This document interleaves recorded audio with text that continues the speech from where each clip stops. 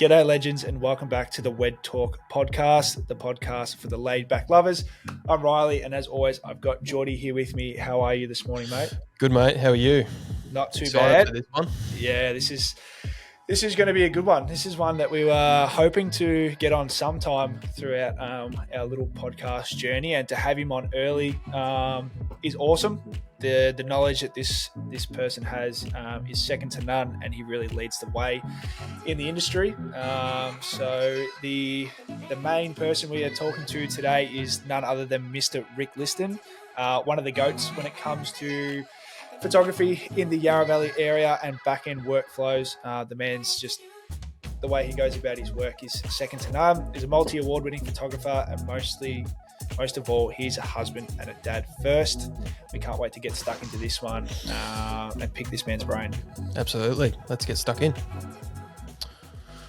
All right, welcome back to the Wedtalk podcast. We have a very special guest today. We have the GOAT of all things weddings, Mr. Rick Liston. Welcome to the podcast. How you doing, guys? Thank you so much. I was a bit delayed there, but there it is. I said to Geordie after the last potty that we listened to, I was like, so shout out to the Epic Rick Wedding said, Boys. yeah, There it is. Rick said he wanted the siren, so I was like, we're getting him the siren. I was actually on YouTube. I was literally trying to find it last night. I was like, I couldn't find it on like any of our epidemic sounds or anything. I was like, then I just YouTubed it, stole it off YouTube, snipped it out, and then chucked it in. Love it. You can see how much I love it. I went to do the audio myself, man. We pay attention. We pay attention. That's fantastic. Well, thanks so much for jumping on and having a chat today with us, mate. We've been big fans of yours pretty well since day dot. So to have you on and take your time out of your precious day, we all know how you like to spend your time and how you're very particular with what you do. So we really appreciate you jumping on. And yeah, we're excited for this one because our heads are buzzing after we listened to the last potty that you were on. I don't think we slept for 2 days, just ideas and whatnot that come to our mind. So I don't think we're going to sleep again tonight, but that's fine. Yeah, we're looking forward to it. Boys, one of the ways I do love to spend my time is chatting to legends. So human connection is one of the most important things that I think we can do. So this is always going to be an amazing use of my time. Thank you very much for jumping on and shooting the shit. Yep. We can swear on this podcast. It's fine. There's no holds barred on here. But we're not taking into account my daughter's swear jar here. Okay, so it's going to be expensive for me. All right. Well, if we do let some slide, we'll should we send you the bill, mate? Yeah. Sounds your voice, yeah. Oh, perfect. So how's things been, mate? You've been obviously just the end of wedding season now, coming to a close. How's it all going? God, I feel like I've been saying this every year, but I feel like it's just been the best year for me so far. Every year I know I'm learning more and more about myself, prioritizing more and more the things that I want to be spending my time doing. And a big part of buying myself more time is that I've been putting it back into myself, my health, my happiness, and loving that process. So yeah, just feeling the best I've felt, man, physically, mentally, emotionally in years. Very few stress level things now. So many things that I've got to look forward to. So yeah, anyway, feeling fantastic, boys. That's awesome. Health is wealth.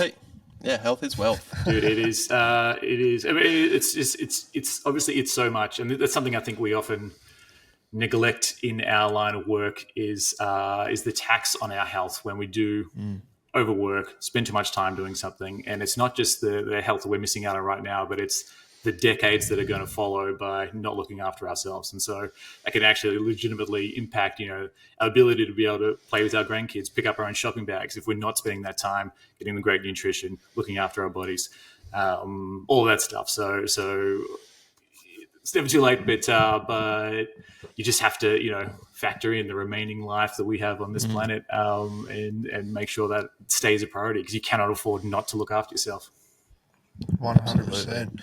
Well, I think we'll get into the back end of how you do all that now, but I think to start, Geordie might have some quick. Yeah, so obviously we haven't touched on who exactly is Rick Liston. So if you just want to give basically the brief rundown version of who Rick Liston is, just to our audience out there, for those that don't know you. Yeah, first and foremost, I'm a dad. I'm a husband. I'm a mate to my mates, and I also run a wedding photography business and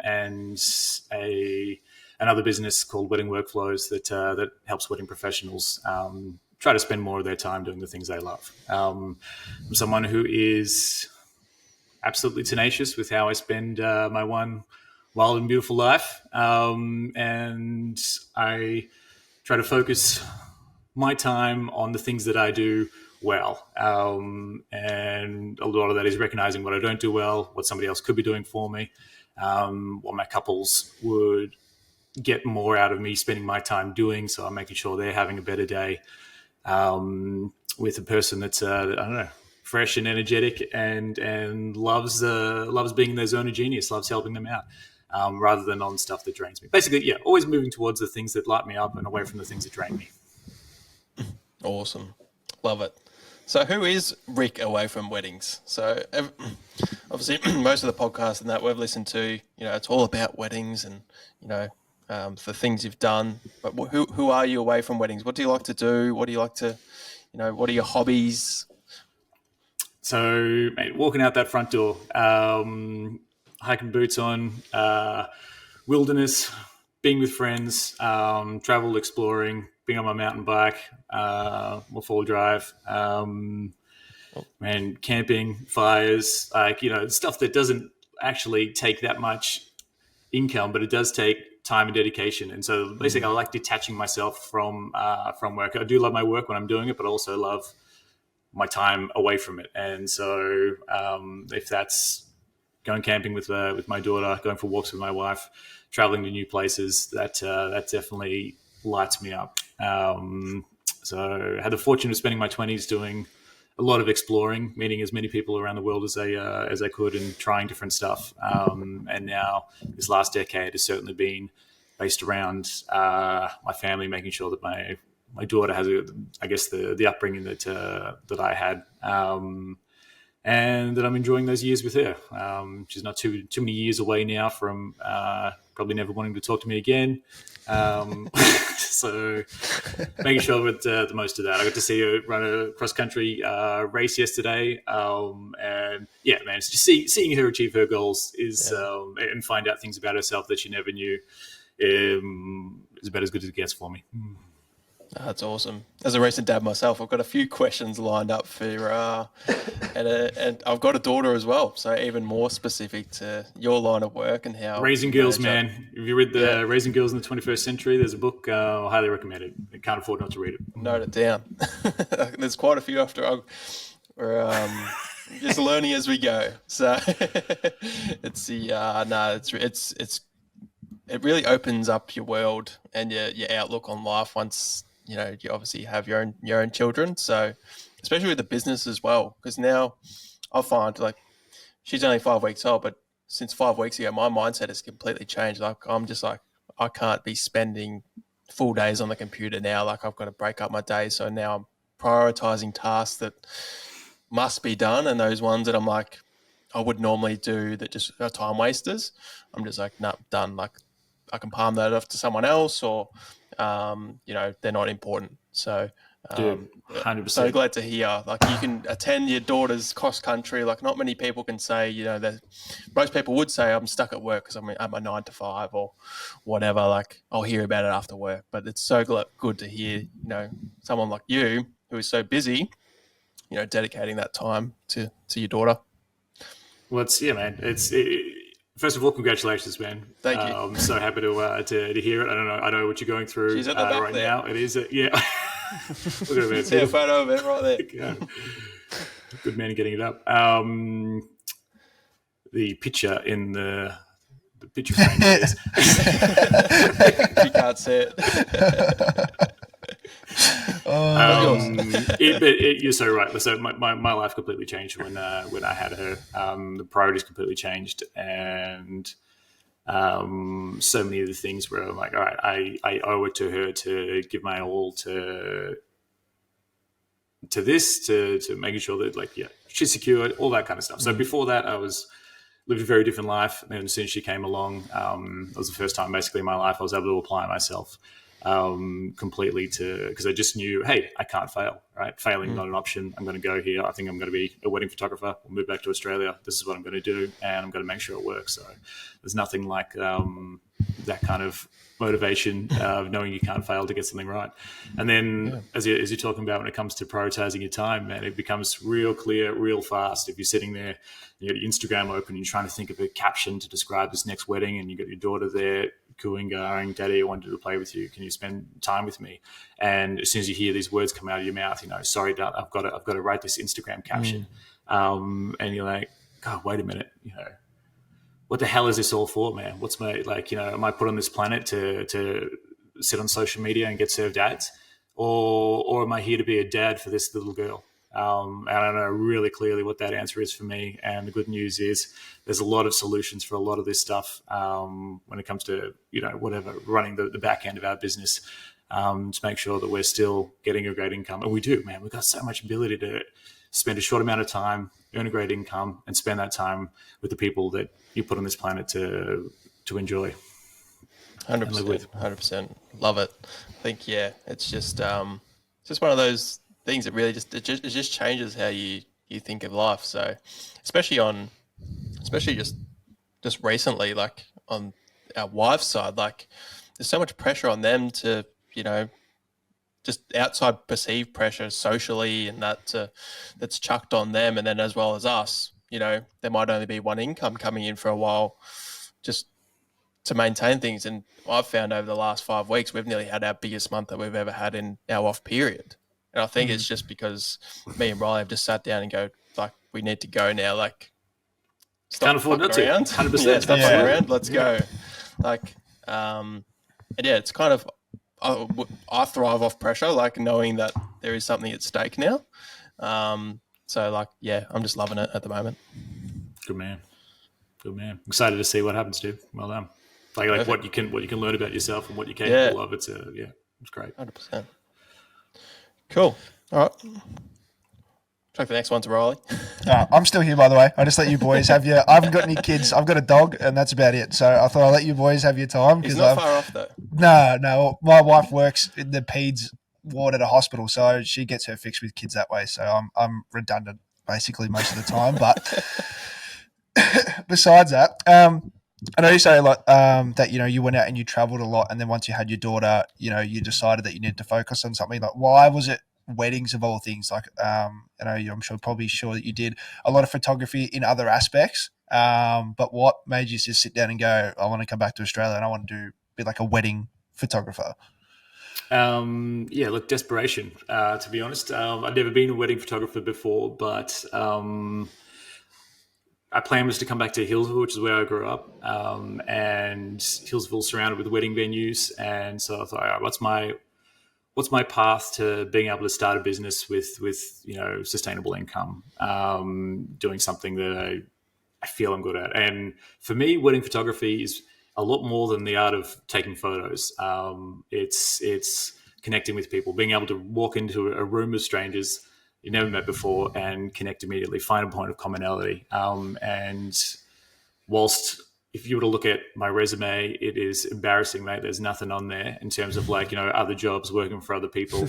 But I spent a good portion of my life doing just that, going to places and trying to find a point of commonality and bonding with people I've never met before. So that was something that I thought, I think this could be something that I could be good at. And when you walk into a room of people, obviously and you're about to pull your cameras out, start taking photos, their comfort around you is so much more important, I think, than an eye for detail, because it doesn't matter how artistic your photos are. If they're feeling uncomfortable with you being there in their presence, I think you're just going to get shit photos, right? Unnatural photos of them feeling awkward.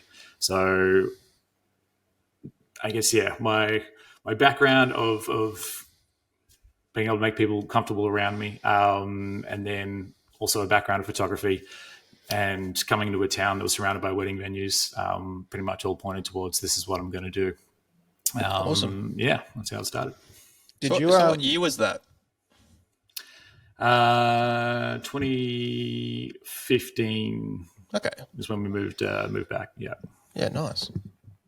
Did you when you started to get into the industry and you started to notice these things like the personal connection is a lot better than the physical or the digital photos and stuff you can give, did you start putting any time into actually improving those social skills on any levels? You reading books or going to networking events or anything like that, or is it something that's always just sort of come naturally? I mean, you can definitely. I guess there's something you do have naturally, but for sure there is no shortage of incredible knowledge in $14 books, just the world's best knowledge, man. So if it's something that you're struggling with, then definitely some Dale Carnegie, some How to Talk to Absolutely Anyone. Very great books in terms of finding out how to build a connection quickly, and then also starting to incorporate things into my workflow leading up to that wedding day to be building rapport with the couples, finding out what makes them comfortable, makes them tick, and what the names of their bridal party, their parents are. Things that when you open that door, you're playing their favorite music, you're talking to everyone by name, their backstory, what to ask, what their points of commonality are. So you've got topics to discuss, and what they're competitive about, between each other, like all these things that really help a person feel comfortable and like you're a friend that they've known forever. And that's something that comes out a lot. So I know that by the end of that day, they've had a great time. They're feeling like, I know that they're going to be recommending me as a photographer before they've even seen a single photo. All right. And so a large part of that is the effort that I've gone to beforehand to get to know them. And it shows when I walk in the door. So yeah, I think there's certainly things that you can do that can help anyone if they don't feel like they're naturally talkative or extroverted person. 100%. I think as well, like we've known you for a little bit now. We've purchased your wedding workflows. We were in Studio Ninja. We've now moved platforms, but we've just basically migrated it over. And those have been so much help. So thank you for creating that, because it's such a time killer. And it's not just a simple copy paste. Like you can't just obviously copy your personality because it doesn't match up to us. So it's like going through, and all you have to do is make some minor tweaks on each individual, workflow step. And it just brings out so much more when you turn up on the wedding day, all these details. And if you ever forget a name, all you have to do is look at the phone and then bang, you've got it. And it makes a big difference, right? When you're trying to talk to a bridal party, and instead of like, old mate over here, can you get it? And right, Steve, get your ass in line, mate. It is hard to remember that stuff, and it is hard to put that effort in. But I find it makes a very big difference. And the unfortunate thing, I think, with wedding photography is just how everyone has to kind of reinvent the wheel. When you start out, there's just so much to learn. So I think part of offering the workflows is like, all right, here's my experience after years and hundreds of weddings of the things that I've learned that really anyone should be able to benefit from, so that they can come in, focus on their love of photography, creating a kick-ass wedding day, and then this stuff that only has to be like learnt the hard way can be installed straight in your system, so then they have that same knowledge as well. Absolutely. And we will touch towards the back end of this podcast, everything about that. So make sure you just listen to the end, because we're going to be going we'll deeply dive into wedding workflows and all that fun jazz. So getting back to obviously you, what is your day-to-day looking like now? I think we did hear on the Epic Weddings podcast, you are looking more to put on associate shooters and that kind of thing. So how's it all going? How many VAs have you got? And for those that don't know what a VA, it's a virtual assistant. How hands-on are you? All those sort of things. Yeah. So the good, for me, made a move this year as well for my wife to join me. So we're kind of both working full-time together, and she's now handing kind of the photography side of the business. So all the management stuff of associate shooters and everything she can now do. So I'll actually be shooting my last wedding this November as we go full associates, which should completely remove me basically from the wedding business, which is the final step that I wanted to make. So as my day to day, like so now, health is pretty much. I'm enjoying exercising a lot more. Got your time back. Yeah, and really loving that process. Making sure I've got time in the morning to play some sushi go with my daughter. And when she comes back, just hang out a little bit, watch her bounce on the trampoline, go to the city more, hang out with mates, sleepovers, camping, and all that jazz. We're about to leave to Spain for the winter as well. Nice. So that's just a nice thing that we have the luxury of being able to do, and then still maintain an income because we've still got a business process that's working well, and a product that will keep going despite my physical location, which was always a goal of mine. And I will say, if there's any obviously wedding professionals out there, there's nothing that I do that can't be replicated by anyone. And as hard as you're working to get into the industry, you should be looking to work to get out it, right? So what is my exit strategy? And believe me, it is achievable.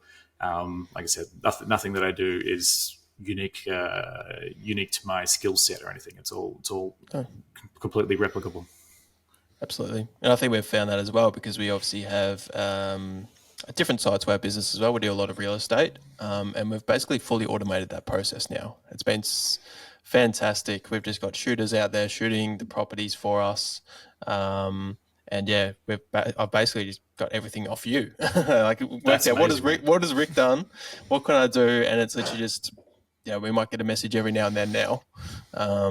And it's just fully automated, and it just brings all our time, gets all our time back, which then we can dedicate it to actually delivering things we want to do.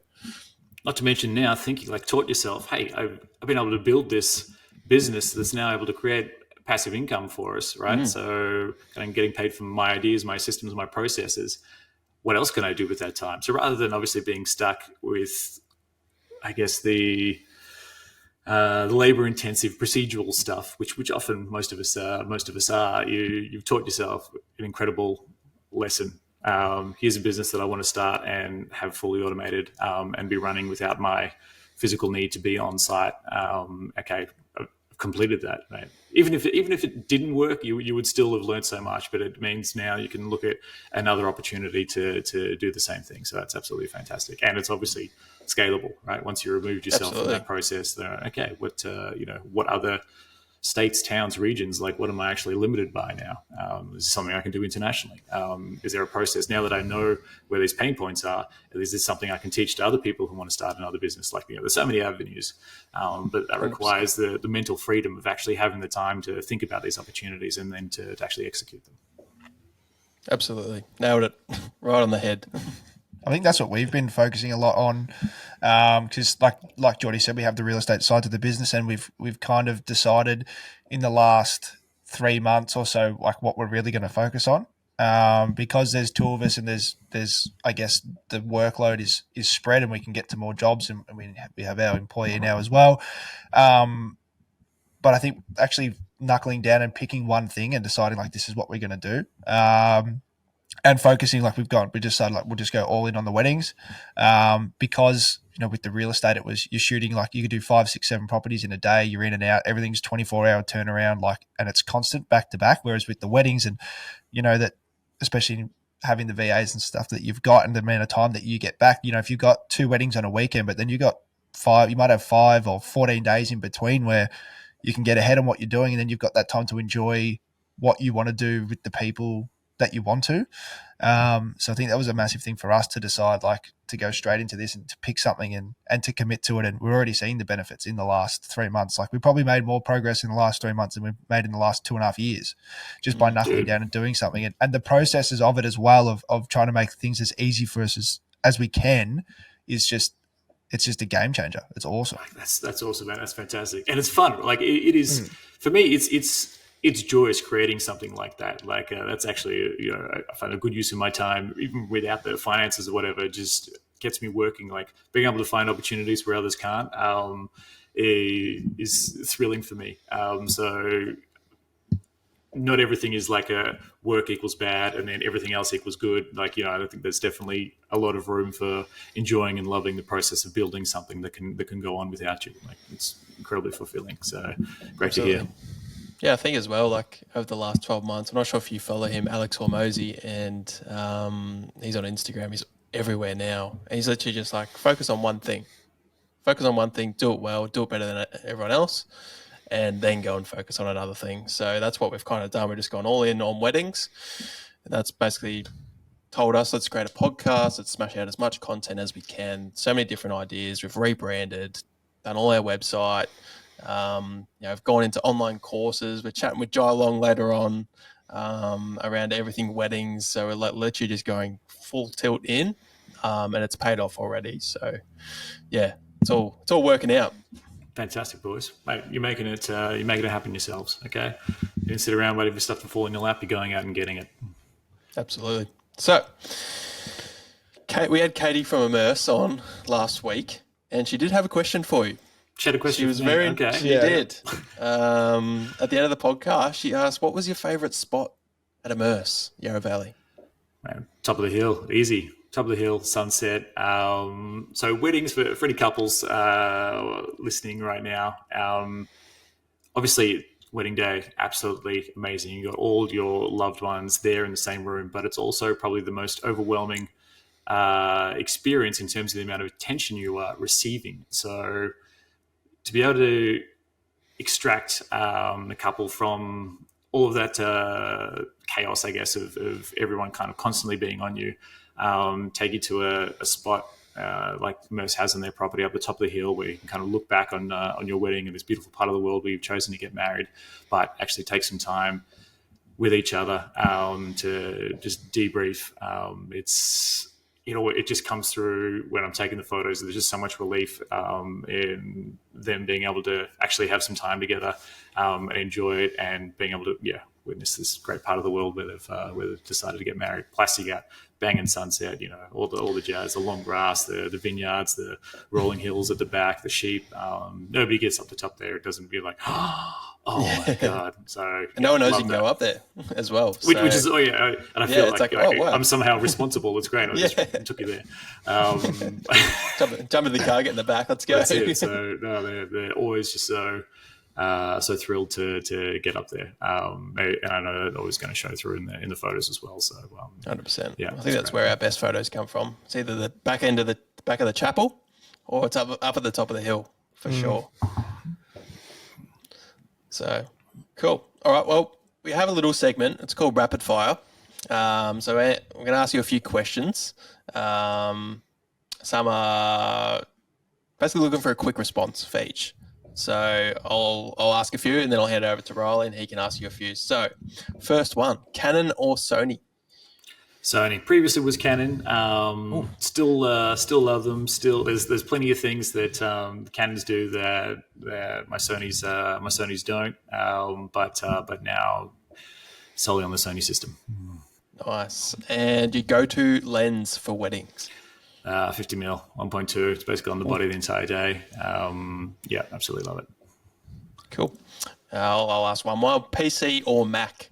Mac, bro. And it's funny. Like, I don't know. It just comes down to like, it was a decision. Like, my sister had a boyfriend when I was in high school, and he actually got me gave me his old laptop, which was a Mac, and then that was it. Mac the rest of my life. So it does come down to, I guess, those influential people that are in those pivotal roles.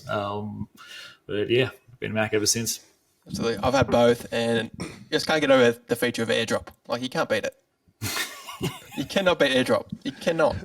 You know what? That is the selling point. If they just listed AirDrop in their sales page, I'm just like, yep, sold. Yeah, done. This is what we have. And I was loving last night just my Apple TV and the ease of using the AirPods, and recently had to switch back to the normal TV, and just the pain of trying to connect my bloody AirPods to the TV outside of the Apple system. It was yeah.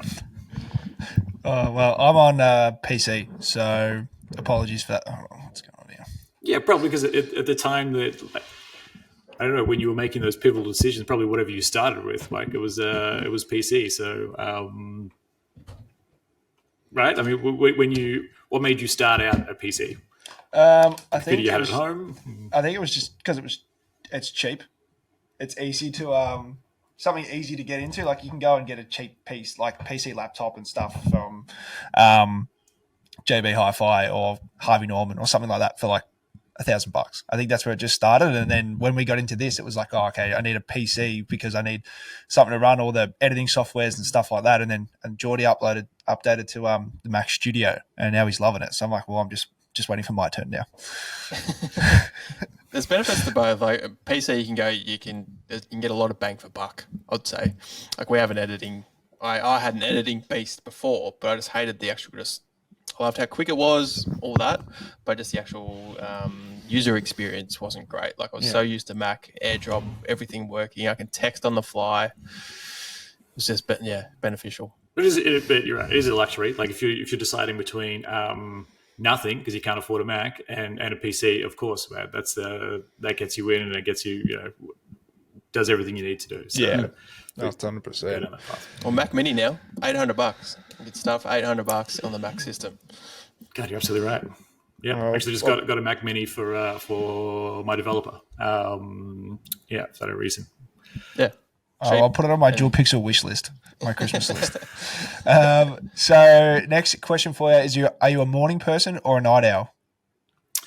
So I think I'm probably. I don't know, there's different things at different parts of days. I know, like in the morning, that's when I'm prioritizing the things that it's going to push the needle in my business, or that I really want to get done. But I certainly can stay up late as well. Binge watch some Netflix. Yeah, that's it. And I really enjoy that time of the day as well, because my wife and daughter, they go to bed a bit earlier than me, so that's when I can have some Rick time and watch Succession.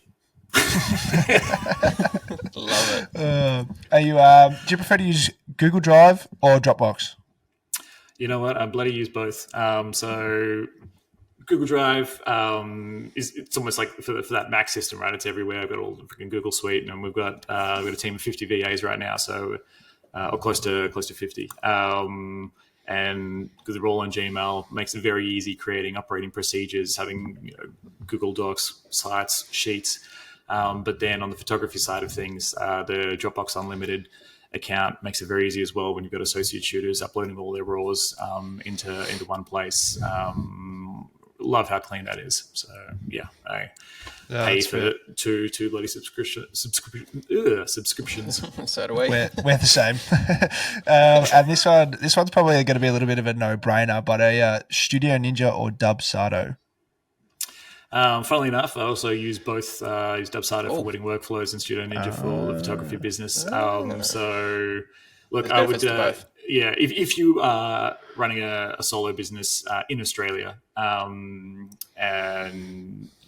you're not at that stage of associate shooters or anything like that, then you can't beat. I'm confident you can't beat Studio Ninja. It's just fantastic for the value it gives for that price. But as you start to expand your team, you might need to look at another solution. 100%. We've just jumped over to Dubsado, and I'm already trying to get into the engineering team to add features that Studio Ninja has, especially around the financial reporting side. Dude, yeah, even just allowing trying to add the GST or whatever, everything you got to add in, you got to freaking divide by 11 and then times by 10 to get that amount. So anyway, and that's why I mentioned in Australia, right? It's definitely set up for a US customer. But then the benefits of it as well, Dubsado is I've customized it with a bit of code to make it look like our website. So I've fully designed it so it looks so, and the user experience of the client portal is just maybe slightly better. But then the benefits of Studio Ninja is just the ease of use is just right there. That's right. And when you think about how much a photographer, videographer, seller might have on their plate starting out, coding their CRM so it replicates their business might not be high on that priority list. Might be, all right, I need to get up, active, and make sure people are paying me, that my invoices are paid. So I think that road to starting to a functioning CRM is very, very fast with Studio Ninja. Cool. WhatsApp or Messenger? Play both. Yeah, use both as well. And sometimes it's just literally the first time I write to someone, whatever platform that was on, I consistently write to them, and then so it doesn't make any sense to me. But I do prefer both of those to text. I don't know, man, texting, so many bloody spam calls and missed calls like that. That my text chain is. I basically ignore it, but Messenger, I don't know, and WhatsApp, I like the little picture there. I like the feed. It's great. I'm hearing so many business owners jumping off Facebook completely now. They're just going full WhatsApp, off grid. I'll just be on Instagram and WhatsApp. That is it. So, no, awesome. Pineapple on pizza, yes or no?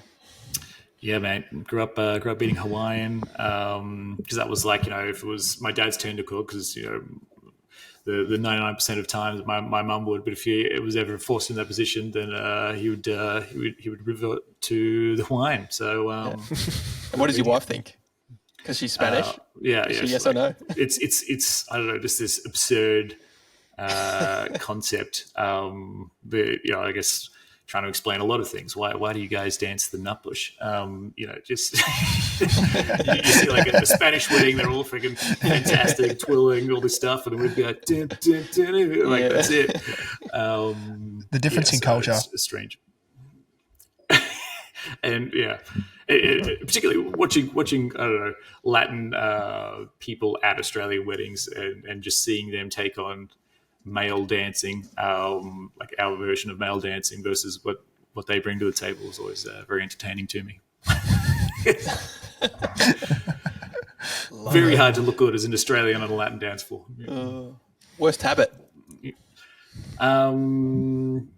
Worst habit. I should ask my wife this one. She'll have a list a mile long. What do you think it is? I would still look. I'm just awful at remembering. Like my daughter made me pinky swear last night that I plug a computer into charge, and I forgot. Which it's horrible. I never want her growing up thinking I can't trust my dad. So I'm so mad at myself. So I have this is like something as well why it's so important that I have people working with me, because I can trust them a lot more to do a lot of the things that I just can't trust myself to do. Stuff. We think we're the only people that can do it, but in fact, there's tasks that are in my hands, I know they either won't get done or get done poorly. So I got freaking reminders up the wazoo. In fact, my favorite app right now or thing on my phone is just that on the home screen, the little calendar thing. Telling me what's on today, but it's like there on the widget. It's a widget, It's the calendar widget on the first screen of my phone. It's probably because it impacts relationships and the most important relationships to me when I forget things that are important to them. That you get sidetracked by so many things you do. I'm the same. I forget. And I was like, how did I forget that? I might even have it written down. Somewhere. I was like, I still forgot it. Yeah.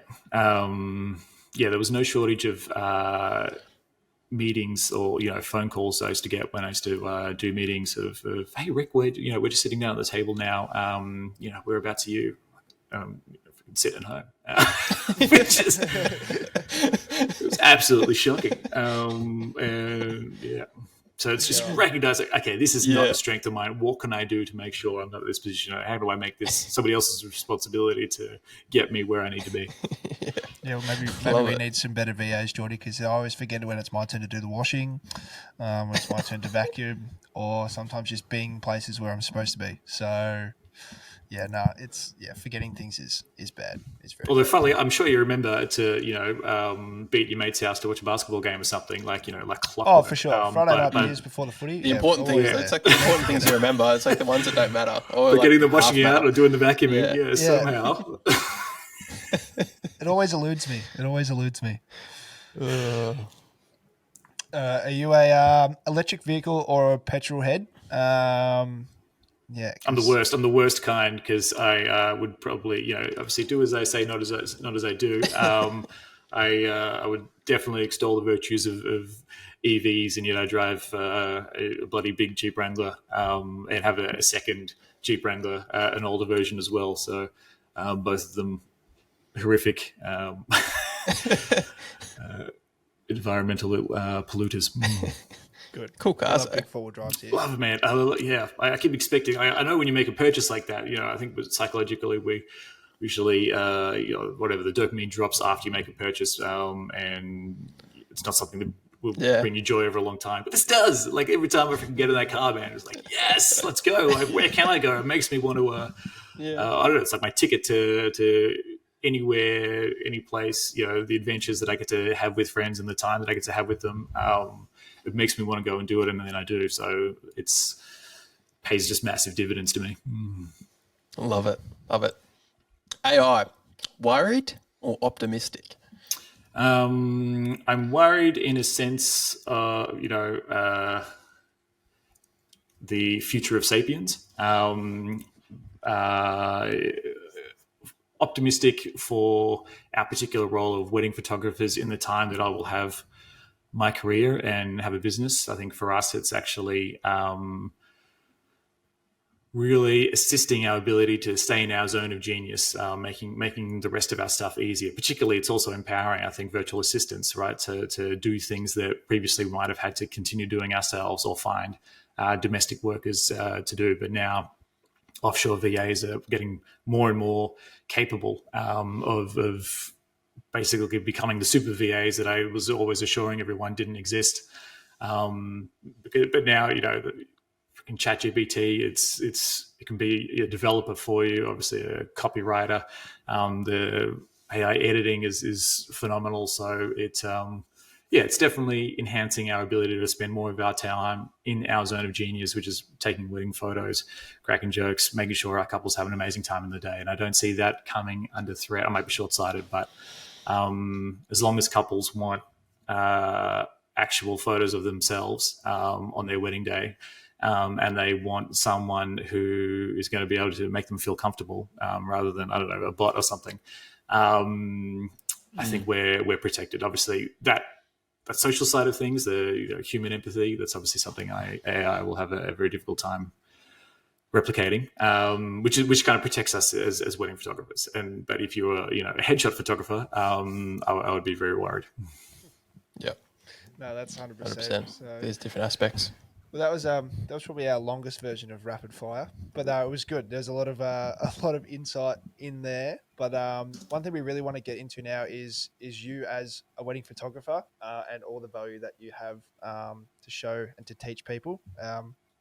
So basically, first off, we'll start off with yourself around the wedding couples themselves. Obviously, you've got VAs and you've really been able to automate your back end process.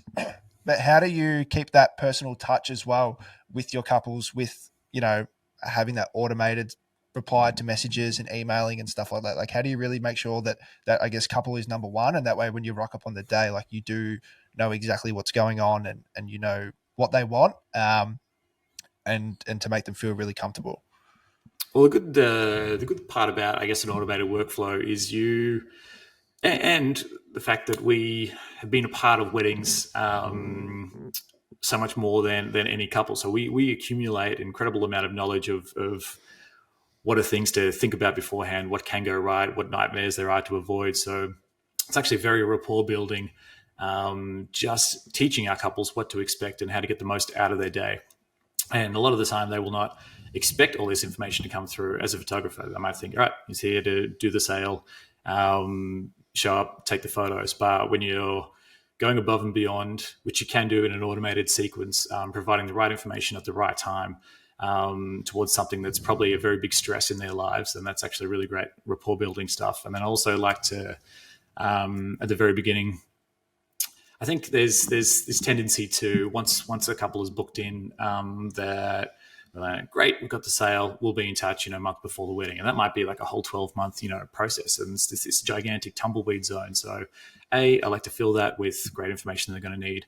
And B, I want to make sure I'm going to get in there straight away to remind them why they've booked me and what a great guide for their wedding day they're going to be. But I also do like to kick off with a little speed date questionnaire, which I'm sure you guys do now as well. And that is just little get to know you questions that I fill out, like my own answers first, so they get to know me outside of what my packages are and what my editing style is like, but what music I'll be listening to on a deserted island, what my go-to hobbies are, what drives me crazy about whatever stuff in normal life, just normal things that you would want to get across when you're trying to get to know someone. And then I get their answers back, and that's stuff that I can then call on the day. I can read beforehand. And the good thing is, if they filled it out, a year and a half before, they've probably forgotten that they have, right? But suddenly you're going in, you've got this great in-depth knowledge of who they are, what makes them tick, what their background is, and then you're playing music as well, which is for me massive icebreaker. If I can be playing the music that they love on the day,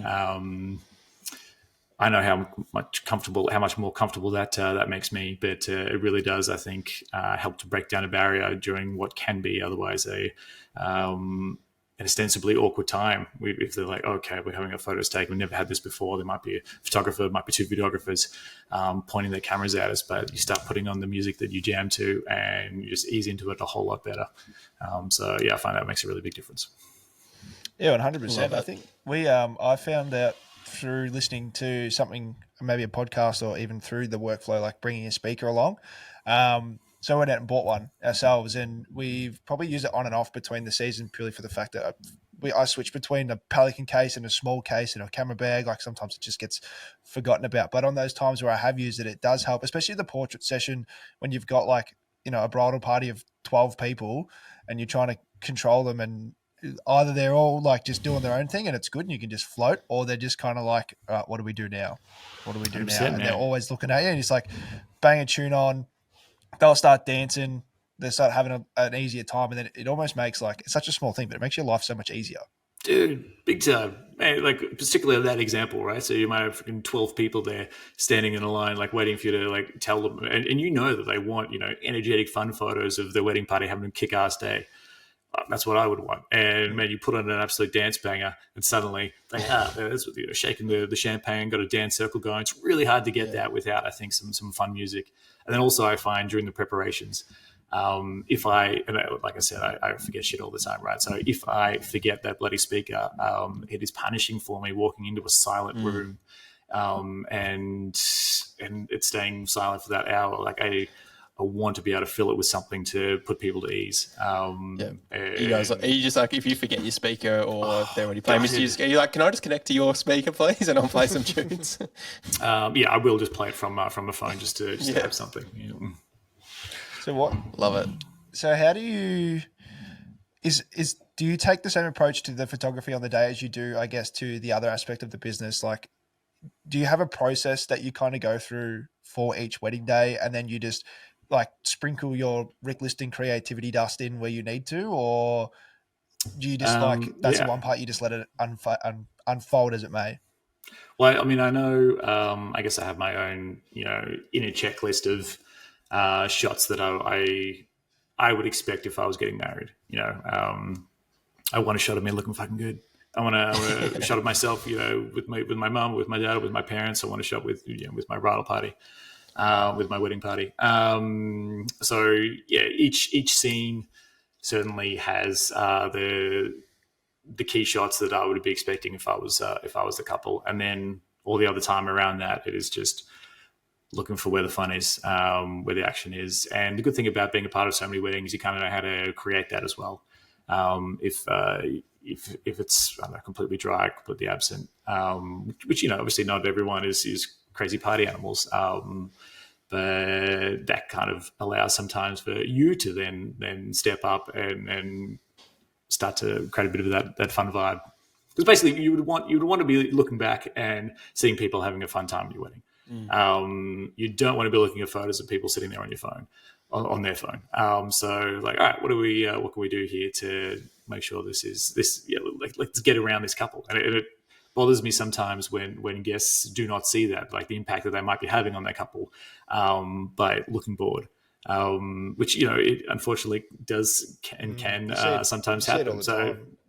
Or like an empty dance floor. Like, God, are you kidding? Like, I will get up there. I will be that first one. Like, I'm not letting this couple have an empty dance floor. And sometimes it does just take one person. So, Anyway, even the DJ just bounce it away. Man, all the time. But and I do not mind making a dick of myself up there. But I'm not going to be the like. If you're not going to have a single person that's going to actually try to have fun for that, like. When you do all the work that you're doing to put a wedding day together, and you're doing it often for the guests as well, like they could have just eloped, they could have gone to a small little place and save themselves a ton of money. But they're paying $200 a head for your meal. Man, at least you can do is bloody have some fun. Yeah, absolutely. So, are you taking there obviously is specific things that happen on wedding days. Are you taking any notes during weddings? Like, let's say, like we sometimes get asked, there might be like a little mark on a suit or something, and be like, oh yeah, we'll just Photoshop that out later. Like then, I'll write in the phone, please, mate, like Photoshop this out later so I don't forget. Is there anything like that you're doing on a wedding day, or is it basically just running with it? If there's anything like that afterward, yeah, I mean, anything that I say I'll remember but I don't make a note of is as good as forgotten. Which it's always important to know in yourself that I'll fix it later. that will happen. But the good thing is, like, it's obviously not the end of the world. If you do forget anything like that, they can always remind you. If it's important to them, they'll let you know. And sometimes it might not be something that they realize until they're looking at the photos. But no, generally, I think we kind of have fun on the day, and if afterwards there's something in the photos that they see that needs altering, they can let me know. Cool. Awesome. So, yep. Oh, so all I was going to say was, like, you've got so much experience. Like, you've shot however many hundreds of weddings. Like, what is something that you would say for a couple that maybe there's something not to worry about as much, or something to make sure you take the time out of your day to do? Like, I know on my wedding day, I see they're always hectic. Like, I set up a little picnic on a dock in front of a dam, and we just sat there for like 10 minutes and just had our time.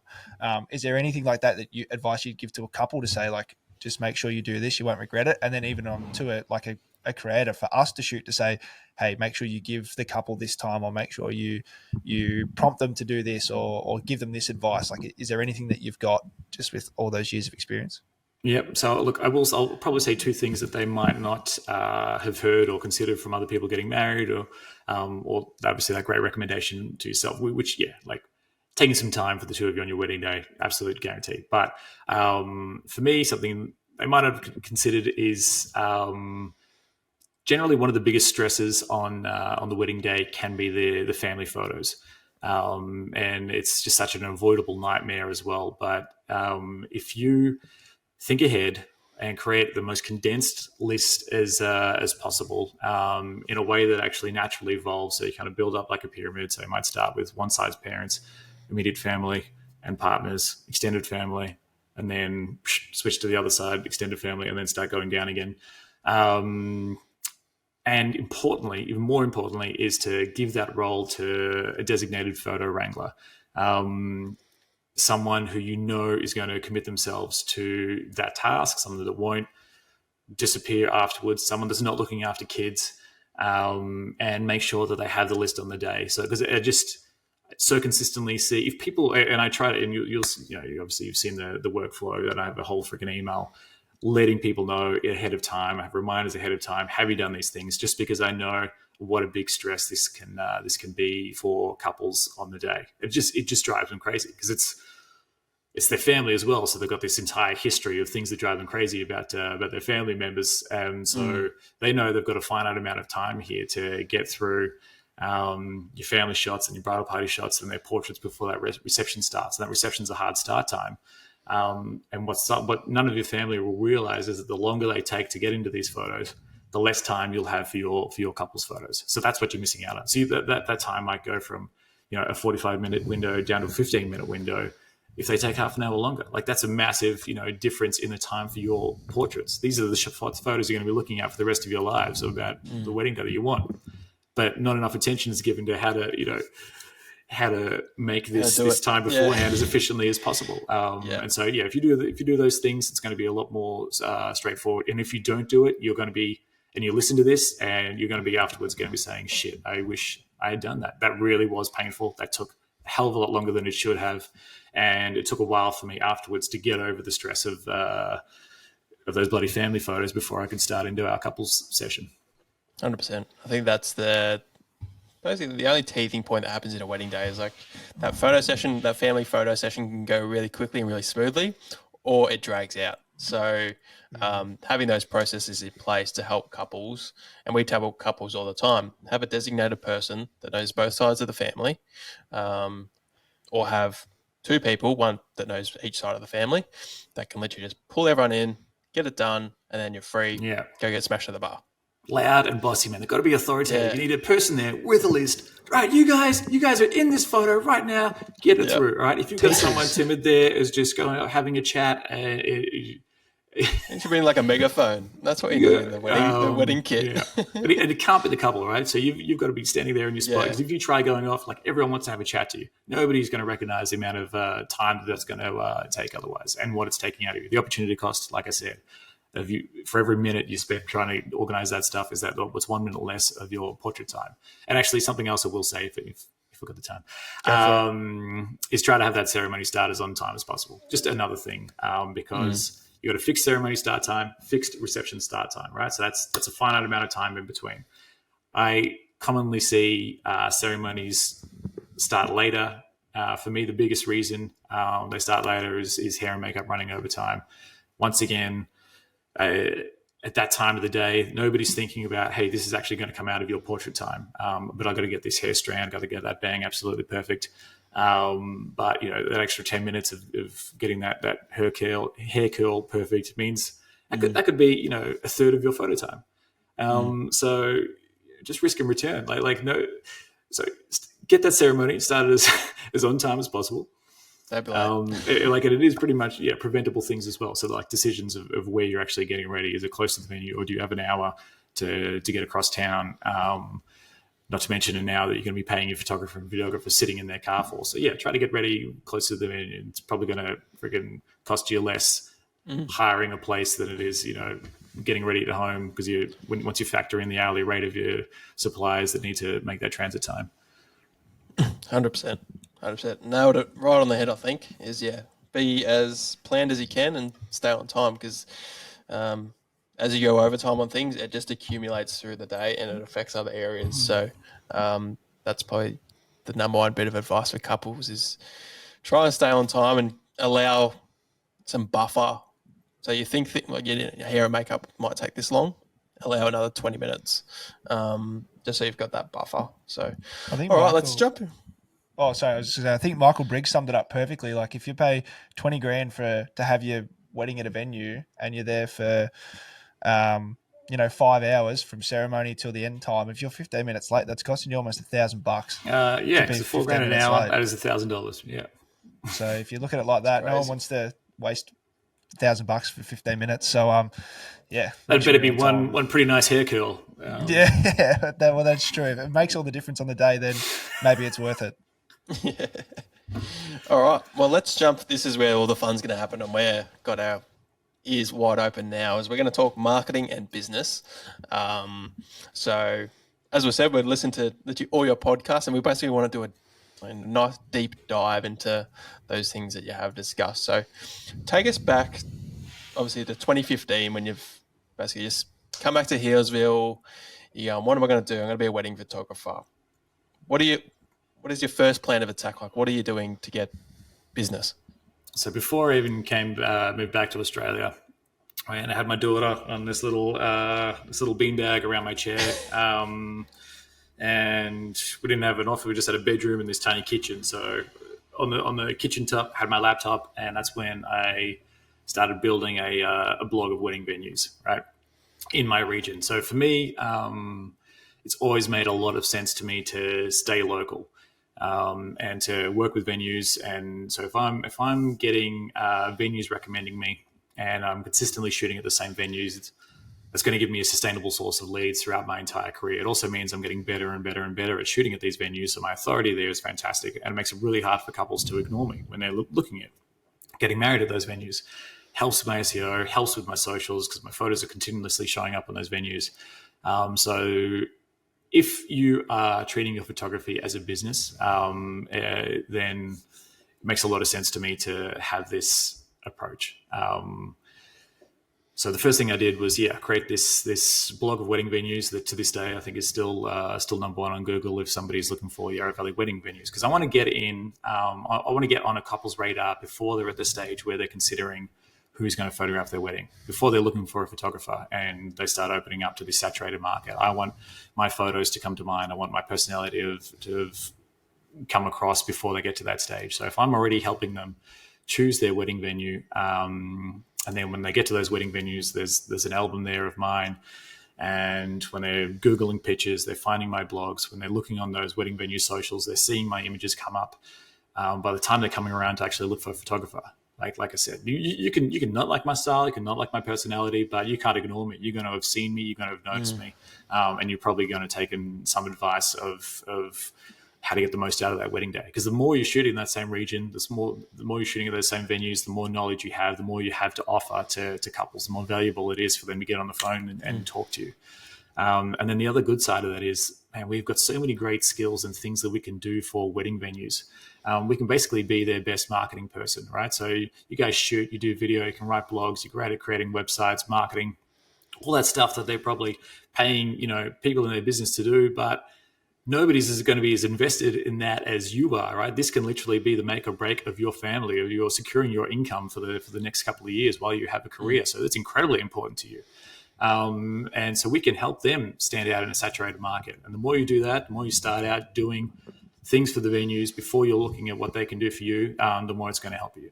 So that's what I did. And there was a couple of venues that were just starting out, and I put them in this top 10 Yarra Valley wedding venues list, and they were so appreciative, man. Because there's people walking through their door and they're asking, "How'd you find me?" "Oh, I found you on this blog, mate." You think they're not going to notice, right, where those leads are coming from them, who's helping them make money? It's stressful when starting a wedding venue, the capital expenditure that you got to put into that. And like I said, starting out, in a saturated market of wedding venues. So when someone's out there doing what they can to help you get booked, you're going to reciprocate. You're going to do exactly the same thing for them. So yeah, that's what I did. Cool. So were they written blogs to start? Obviously, you don't have any couples, and the couples that you do book are probably like 12 months away. So that first 12 months, you're probably a bit like us, just trying to, maybe go to the venue, take a few shots, do a little blog, and do multiple blogs. And then obviously over time, it doesn't obviously happen overnight. So that's the big thing, is like, you can't just write a blog and expect leads to come in. Correct. 2 months later. So, how was that process? Well, mate, all that planting of the seed. So the good thing is, I was out of the country and I still made it work, right? But if you're there and you don't have currently a full schedule of weddings and edits, that means, man, get to the venue. Like, ask them, hey, is there any angles that you guys would love to showcase that you haven't done? You can get there at sunrise, get there at sunset, get freaking epic drone footage going over. Like, drives me crazy. I heard from a wedding venue, probably the most premier wedding venue in the country, that they were looking for a videographer to come and just make a walkthrough, like a video of some of their stuff. And they were getting quotes for like $15,000. And I was like, Jesus, it is painful for me to hear that, because what a videographer can benefit from doing that for them for free, in terms of that sustainable, income that they can get for basically all the years that they're going to be in operation. Why would you not be? Why would you not be doing everything you can to help a venue that can then reciprocate in kind? And like I said, we've got all the tools, man, to get what they need, right? So we get out to those venues. What are their problems? Help them solve their headaches. Maybe it's midweek weddings. Maybe that's their issue. Like, they've got no issues on the weekends, but they love to get more income during the week. All right, how can we solve that? Can we put a little package together, a little micro weddings or something? Maybe they come, they have a great meal, they stay on site if they can. What would that package look like? Do we do engagement shoots there at your wedding venue? So then collectively, you're getting couples who are considering getting married, haven't booked a venue yet, exposing themselves, visualizing themselves at their venue. Like, it's couples who are likely to then get married there. Plus, you're getting great photos of the venue. They're seeing everything you're doing to help them get bookings, at the same time creating content for them, creating content for yourself, getting your own experience, then shooting at the venues. Right? There's no shortage of stuff that you could be doing if that is the approach you take. And I strongly recommend that, of all the avenues to getting leads, going down that venue path is one that you should consider. 100%. And we've just come off the back of, we went out to Immerse last Wednesday or Thursday, and we were there for a couple of hours, did a full video walk around tour, me and Riley talking to camera. It's a 15-minute video, and we sat down with Katie, the general manager, did a podcast, and now we've just got a blog up as well. So basically covered all avenues there. We've got photos from previous weddings that we've just chucked up. We also got still frames from our videos, and we're just going to edit those and then chuck them up as well. So, and that was only a couple of hours. So, are you going to tell me that she didn't notice you guys then? Like not to mention, exactly. Hey, you've got some downtime here, some one-on-one FaceTime with the decision makers.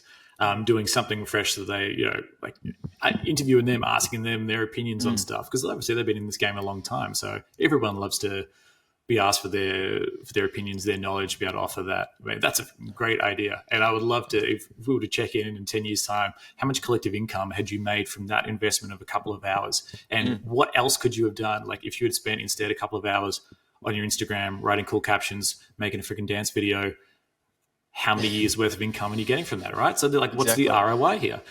Exactly. So yeah, and we've got a few more wedding venues lined up. I think we've got 3 or 4 as well next week and the week after. So we're really getting on top of it, which is because we heard on your podcast, I think it was your podcast, and I heard on another one, I think it was one of Jai Long's as well. He was just saying, go out there, do a video tour. There's no cost to us apart from just our time.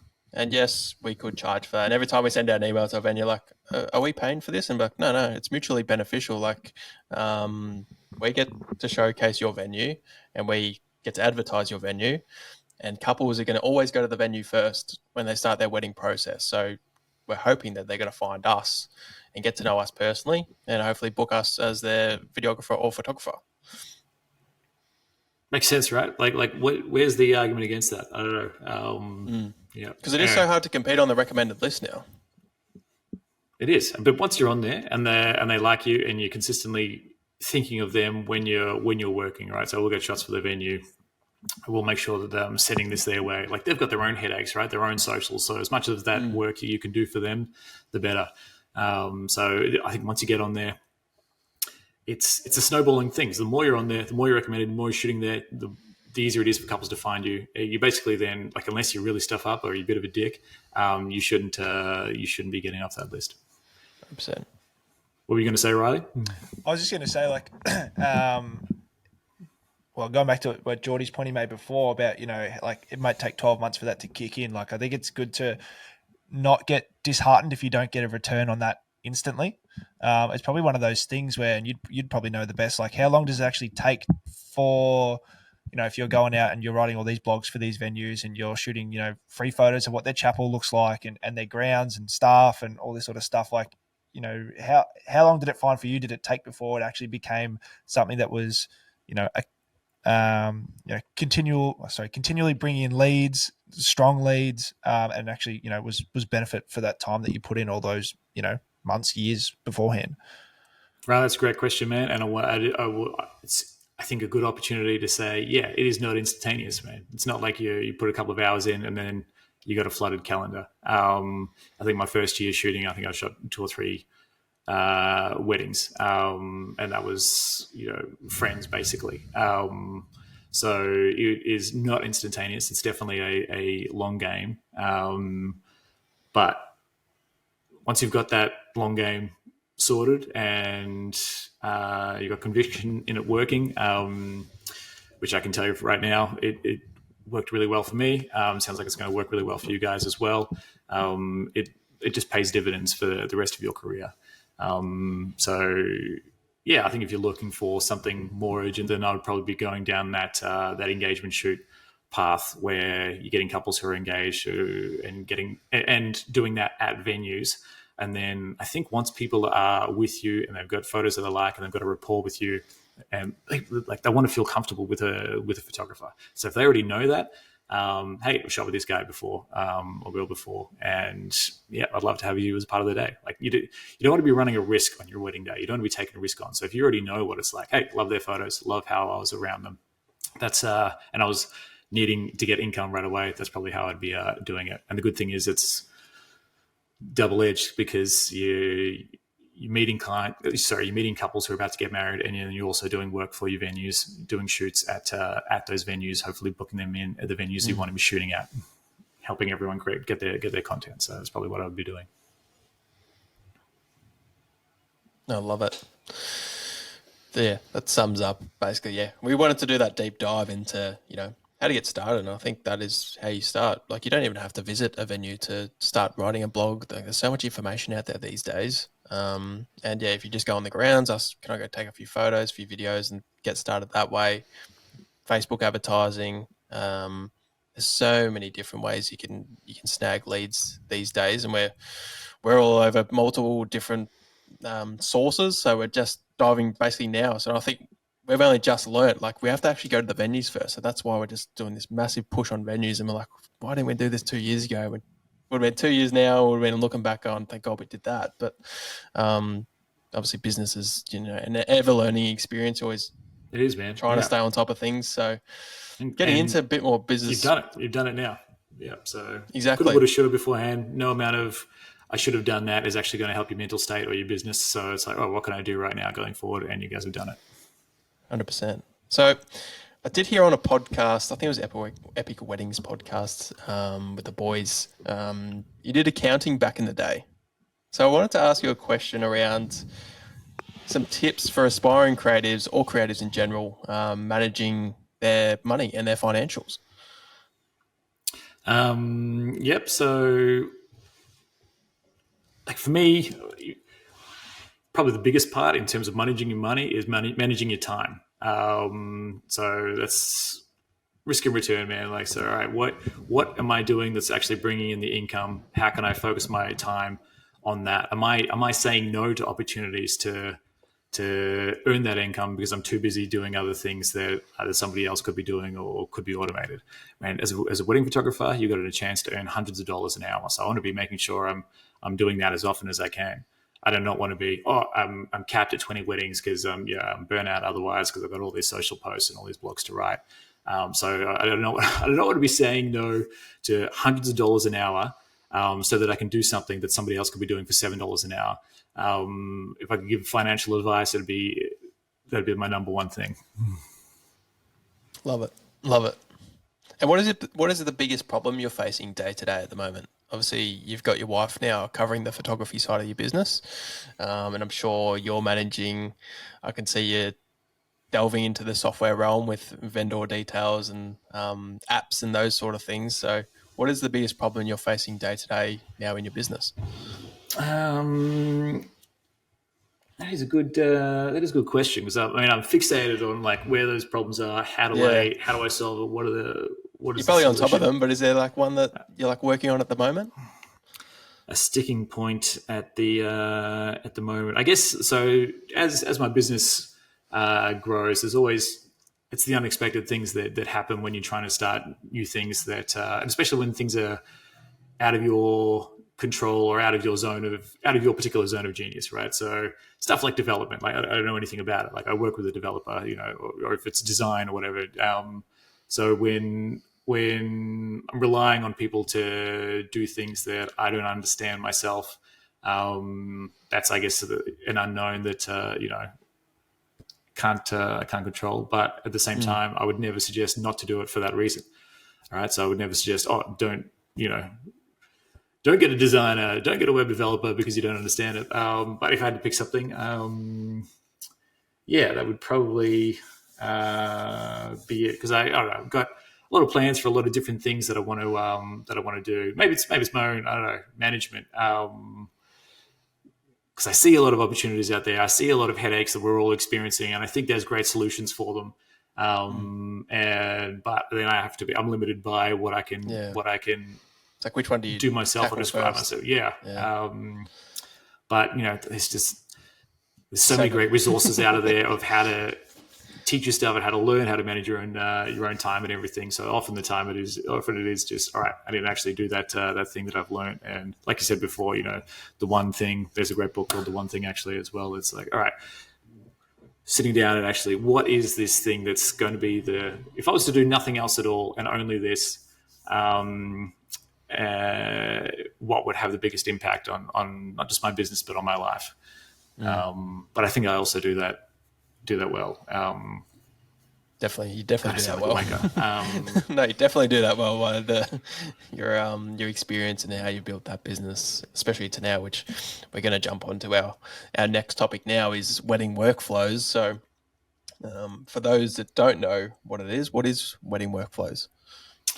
So there's this parable from a book that I like, The 7 Habits of Highly Effective People. That I feel like relates to what we do, and it's chapter 7, the 7th habit, called Sharpen the Saw. And basically, walking through a forest and you hear this guy sweating and laboring, and he's and you're like, what's going on, mate? What are you doing? He's like, man, can't you see I'm trying to saw down this tree? And he's like, oh, geez, it looks bloody hard. He's like, yeah, right, it's hard. I've been out this freaking 5 hours, man. He said, well, I reckon, why don't you take a break and sharpen that saw, and I think it'll be faster. So, mate,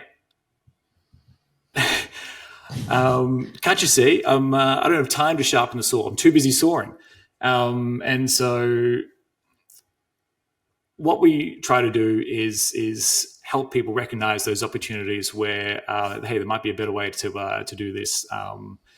So basically, around automation and outsourcing, I think those are two ways that can really help you be more efficient in your business, so that you can actually spend that time in your zone of genius doing those high priority tasks that are actually earning you the money, which is going out and shooting weddings or doing the things that light you up outside of work.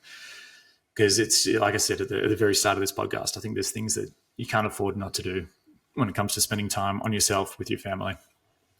So yeah, I think we help with those procedural tasks, and the good thing is with weddings, because it's often the same procedure every time. It's completely set up for automation and outsourcing. So if you're not doing it, that's a really great place to start. Although first I would start with securing leads, getting those sustainable leads, putting my time into that. Once I've got them coming in, all right, how can I make my business more efficient?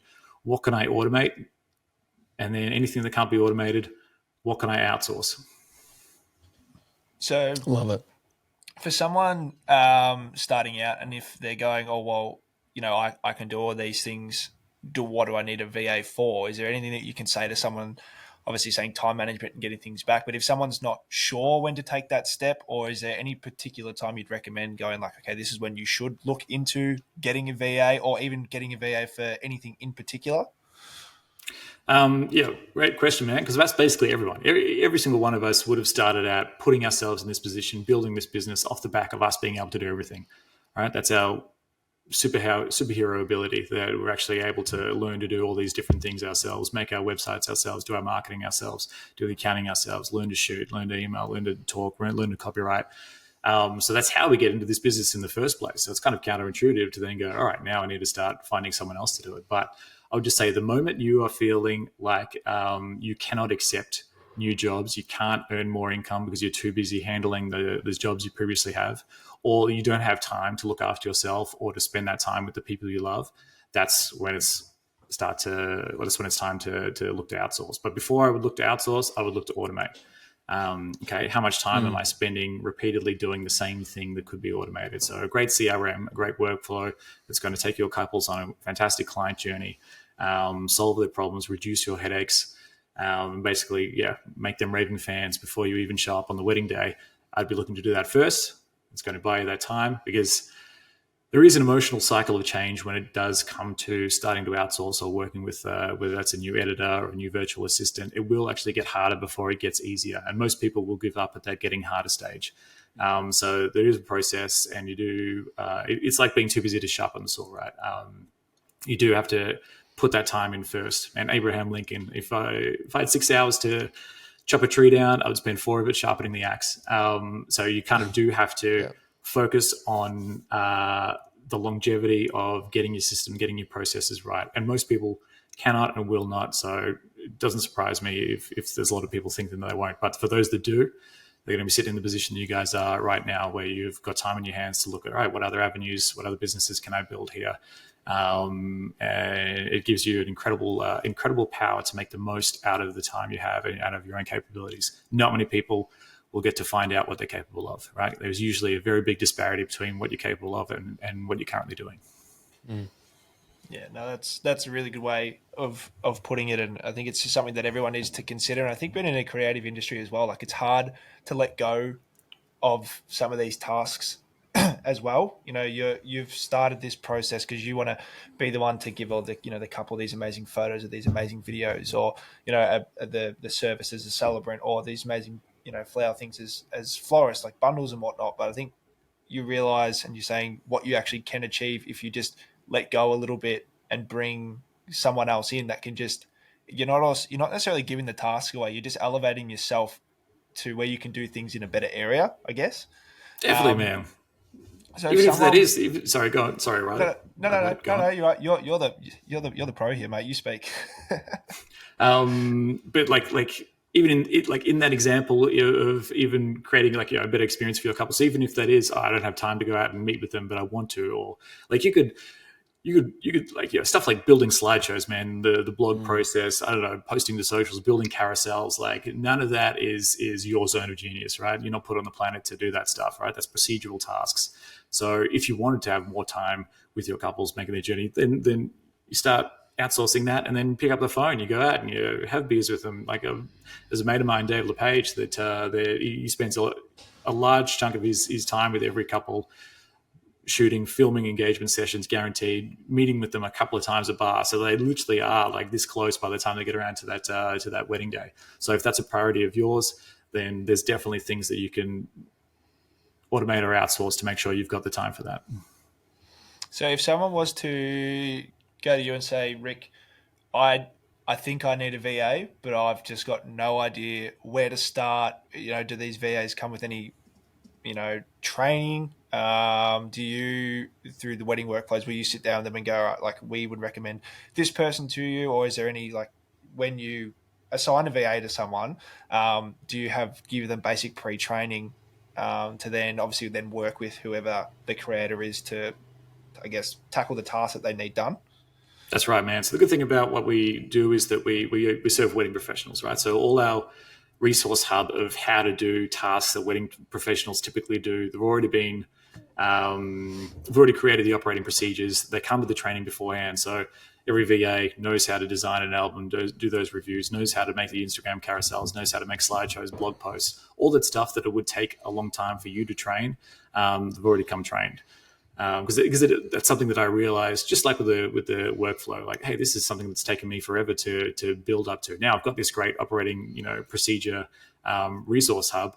What's actually stopping anyone else from benefiting from this as well? Because I've done the hard work of putting this all together, the step-by-step process of how to do this stuff to run my business to the point that I don't even need to do anything now. If that's of an interest to you as a photographer, then yeah, you want to go to a place that already has that in place to save you the time of having put it all together yourself. Once again, don't reinvent the wheel once there's already a place selling wheels down the road, right? So yeah, that's what we provide. But that's not to say there's, I'm sure there's other fantastic people out there as well. And they might be wedding photographers themselves that have time that can help you out on things that they're particularly good at. Maybe that is editing or album design, blog creation.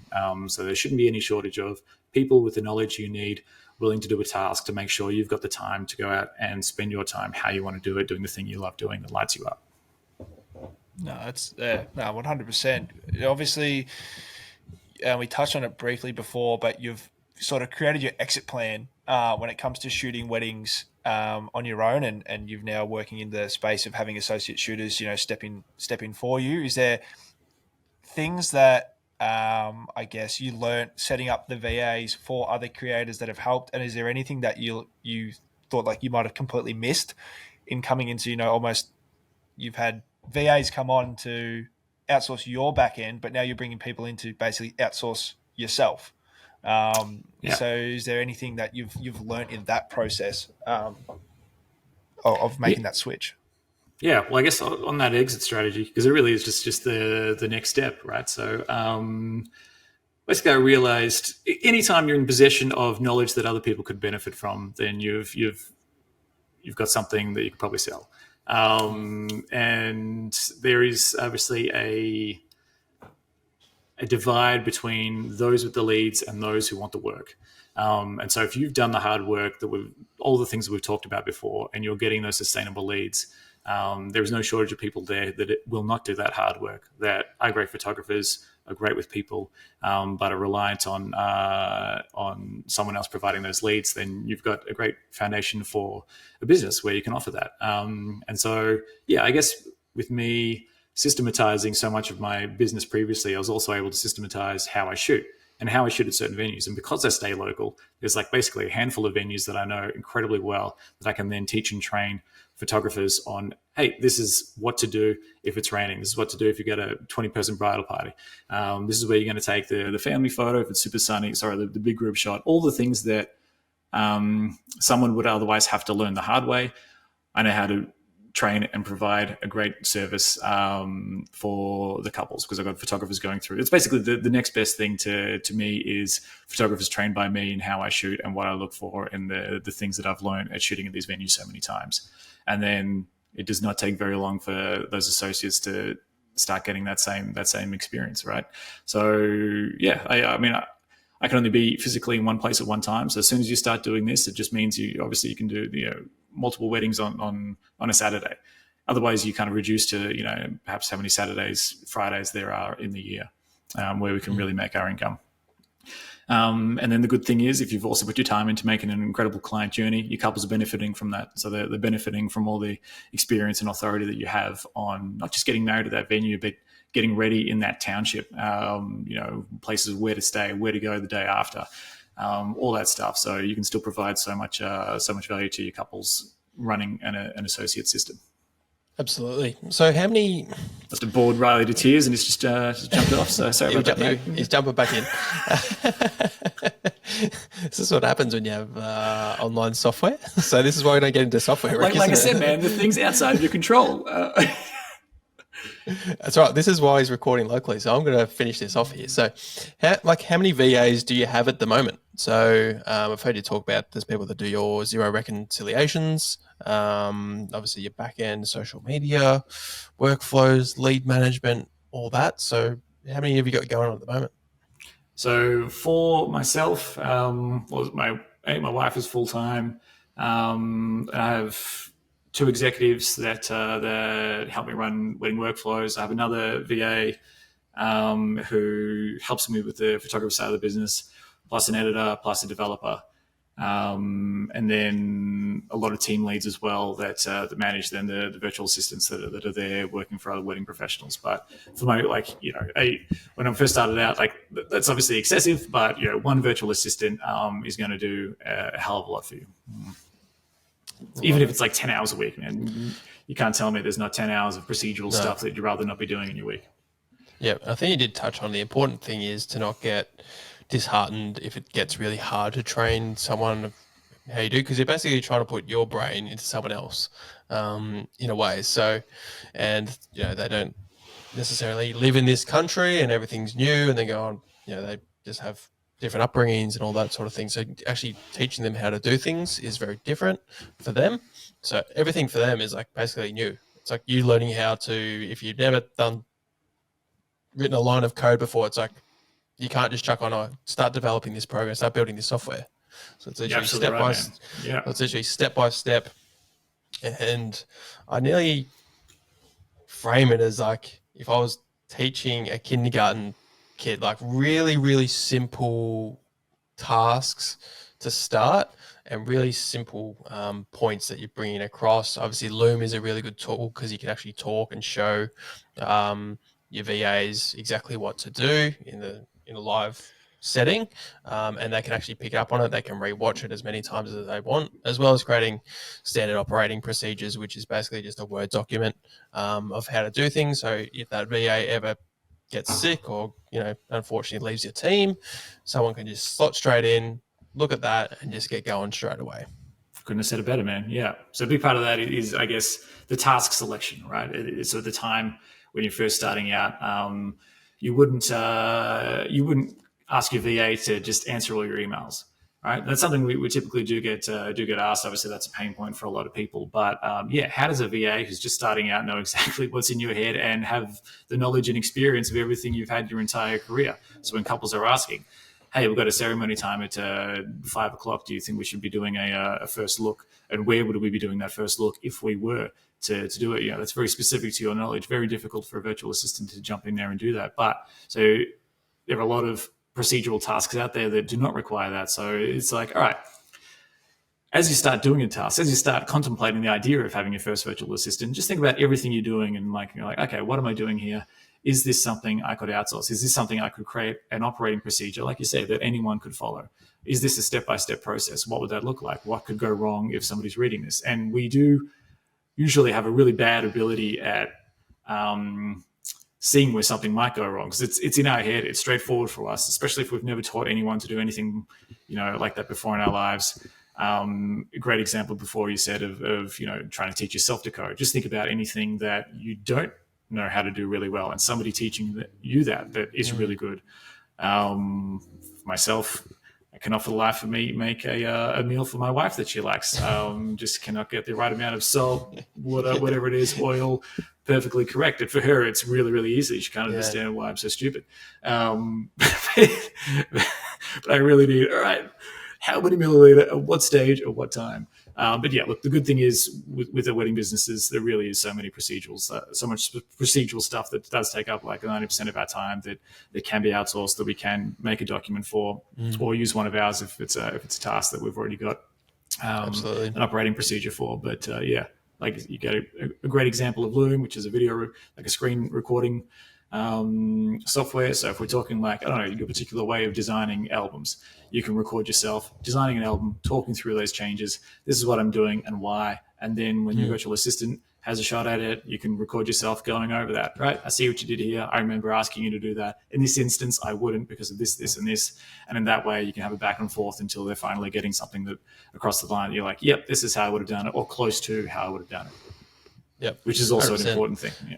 And you can, that's why Loom's such a great tool, is that you can look back. Like it's there for however long you want it there. It's there.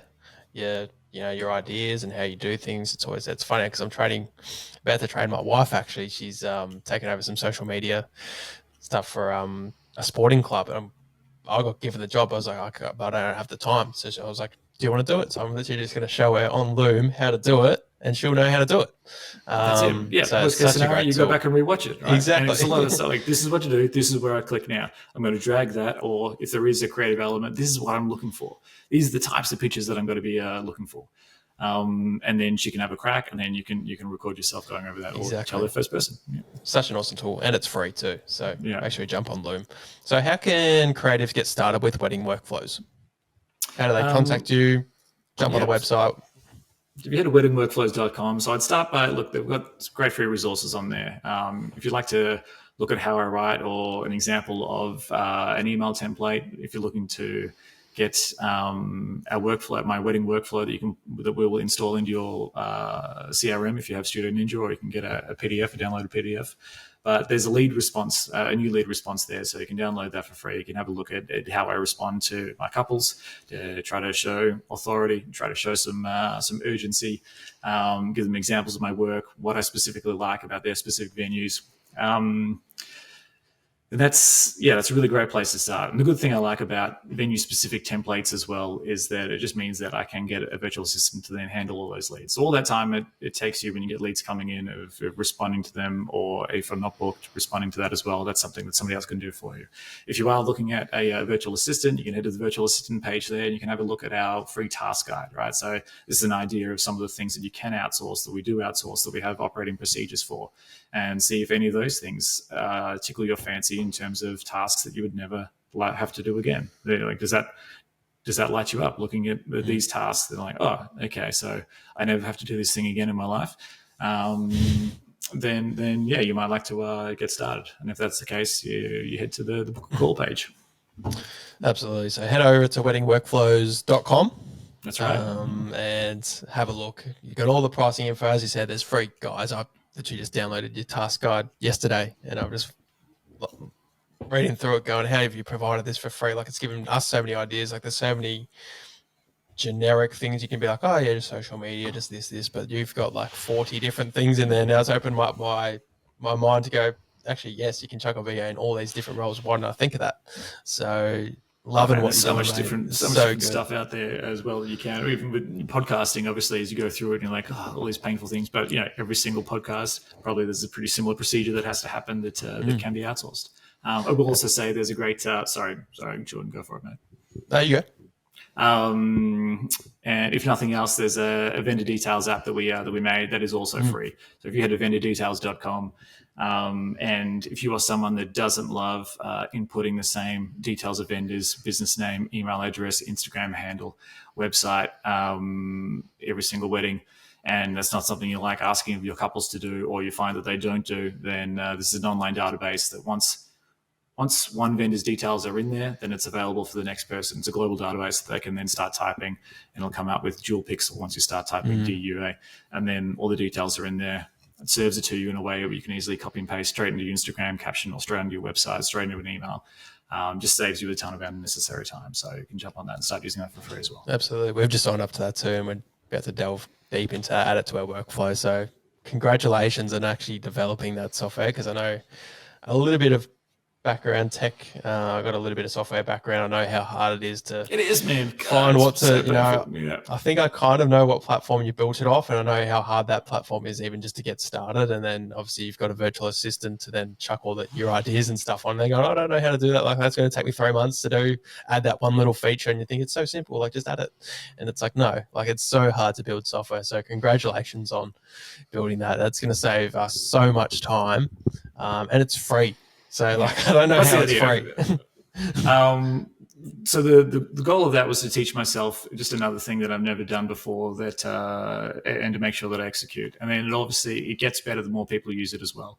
So the more vendors are getting put in there all over the world, obviously the database grows. So yeah, anyway, get amongst it. Absolutely. I appreciate that you do know how difficult it is. Yeah, software is not it's not easy. I almost wouldn't recommend starting out in anything like that. But it's just something else I wanted to see. I just wanted to test myself. Like, here's a problem that I find that there's not currently a solution for. This really seems like a large chunk of wasted time, both myself and of my couples. Every single wedding. What would a solution look like? How would I make it happen? Let's see if I can do it. Absolutely. It's just one of those, software is just one of those things where you just get constant problems, and it's all user feedback. So you need that user feedback. So as we will go through it, if we find something, we'll send it over to you, and at least you've got that. If you don't get that, you don't know something's wrong. So you're absolutely right, as I said, absolutely right. Yeah. Congratulations on getting that. So head over to vendordetails.com if you're a wedding creative. You don't even have to be a photographer. You could be a florist, celebrant. Correct. Whatever, jump on there. It's a free resource. So last question, we'll wrap it up here. Your best bit of advice for a wedding creative starting out, or maybe just struggling? Best bit of advice I would build those venue relationships. Like, if I was to pinpoint one thing that I think I've done well in my career that has made the biggest impact, right? That if I was to do nothing else, would I still have a business in terms of marketing?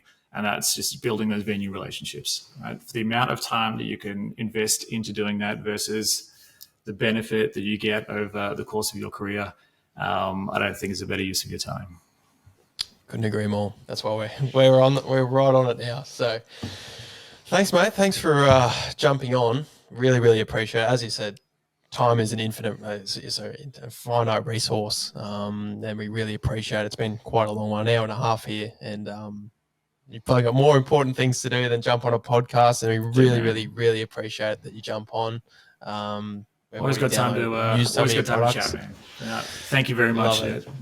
No worries. So. And I'll just say goodbye. I'm still here. Yeah. I'm still here. Technically on my end, but no, I'm still here. It's awesome. It's awesome. We've looked up to you since day dot in everything that you've done, not just the photos that you take, but the process that you do, and how you make life easier for people in our position and people in the industry. So for that, thanks so much. And it's been awesome chatting to you this morning, and picking your brain a little bit, and hopefully people get something out of this. Because I know we definitely have. Dude, it's so thrilling watching you boys going out and get it, seeing what you're doing, seeing what you're making. It's honestly so exciting, and very, very happy for you guys. So thank you so much for having me on. Really appreciate it. Legend. No worries. So yeah, if you need anything, if you want to get in touch with Rick, if you want him at your wedding, or you want to jump on weddingworkflows.com or vendordetails.com, head over there. We'll include all the links in our show notes. So jump in there, have a look around, and yeah, thanks Rick for jumping on. Pleasure, boys. Appreciate it. See you guys. See you, mate.